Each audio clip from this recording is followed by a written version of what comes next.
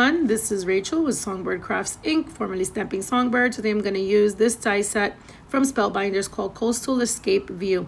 It's got this beautiful porthole, some tropical leaves, and some fish and an anchor. Off screen, I cut out a ton of the fish. I sponged them with some ink, and then I put them together.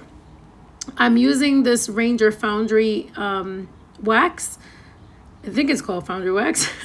I've got different colors there. I've got gold, copper, silver, and there's another different kind of gold that's there. I decide on silver and one other color, and what you do is that you just brush this on any cutout image or any surface actually. You brush it on and it gives it this beautiful metallic kind of look, but you must use your heat gun on it to set it. I then grab the copper, I believe, and I add a little bit more to each of these two pieces just to make them look a little older, a little worn out or rusty. I like the way the porthole came out, but when I put the anchor next to the porthole, they looked too much alike, so I ended up going over the anchor with some more silver off screen. Once you've applied as much as you like, then you have to go over it with the heat gun. Now, the Foundry wax dries super quick and it turns powdery. Because of that, it's important to get rid of any paper that has this on it, or to clean your surface immediately.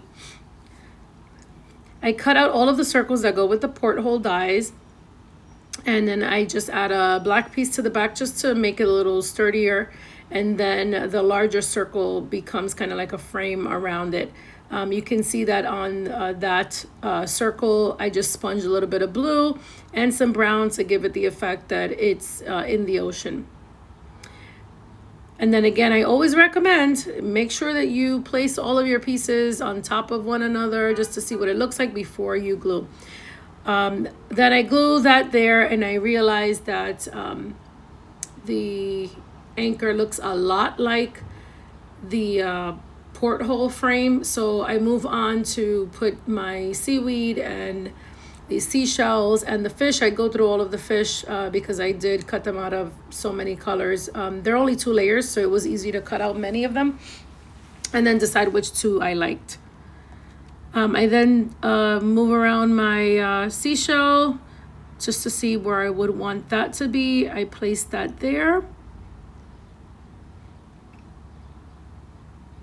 Then try to decide where I want that anchor.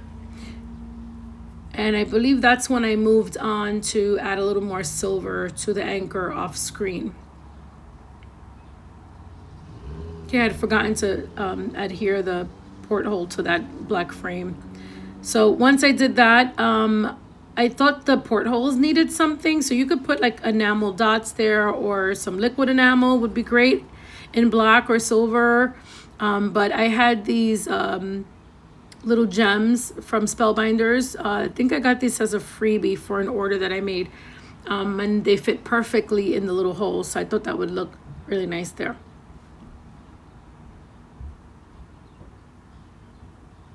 Okay, there you can see how my anchor is a little more silver now.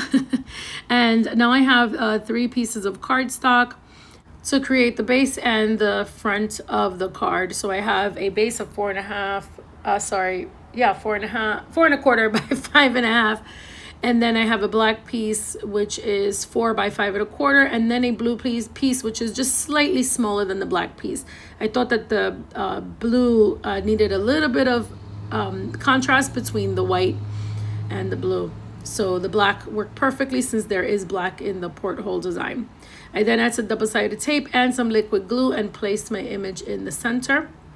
Now adding some stencils to the back of that blue piece of cardstock, or an embossing folder would look really nice, but I decided to just go the plain route. I wanted my focus to be the little images in the porthole.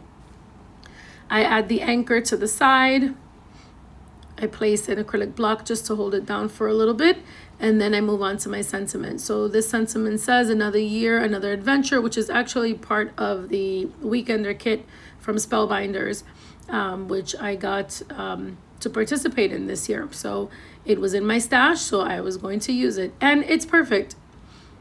I placed that on the bottom with a little black frame, and that's my card. So this was actually my first time using the Spellbinders Coastal Escape View. I hope this inspired you to check out Spellbinders dies and everything else that they have. If you haven't already, hit that subscribe button, hit that like button, leave a comment, let me know what you want to see next. Until next time, happy crafting. Bye-bye.